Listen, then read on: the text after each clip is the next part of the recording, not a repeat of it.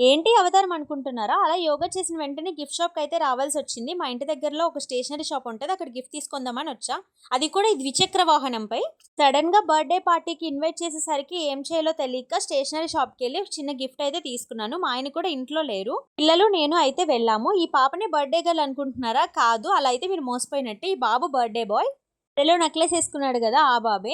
మరాఠీ స్టైల్‌లో బర్త్‌డే ఎలా చేస్తారో నేను చూపిస్తాను. నేను గూడా ఇదే ఫస్ట్ టైమ్ చూడడం. షాక్ అయ్యా నేను గూడా. పాపం కేక్ అయితే కట్ చేయక ముందునే ఇలా వాలిపోయింది పక్కకి. ఆ ప్లేస్‌లో నేనుంటే నా మొహం అయితే మాడిపోయేది. కానీ వాళ్ళు ఏం ఫీల్ అవ్వకుండా చాలా చేసుకున్నారు బర్త్‌డేని. ఈ స్టైల్ బర్త్‌డే అని చెప్పాను కదా! అదే ఒక్కొక్కళ్ళు వచ్చి హారతి ఇచ్చి బాబుకి అందులో నల్లపూసలు కూడా ఉన్నాయి హారతి ప్లేట్‌లో. దాంతో బొట్టు పెట్టి స్వీట్ నోట్లో పెట్టి అక్కడికొచ్చిన వాళ్ళు ప్రతి ఒక్కళ్ళు హారతిచ్చారు నాతో సహా. తర్వాత బర్త్‌డే బాయ్ వాళ్ళ పేరెంట్స్ వచ్చి కేక్ కట్ చేపించి వాడికి తినిపించేసారు. నాకైతే స్నాక్స్ ఇచ్చారు. కూర్చొని తిన్నాం. చాలా జరిగింది కదా బర్త్‌డే సెలబ్రేషన్ అయితే. Thank you for watching. By.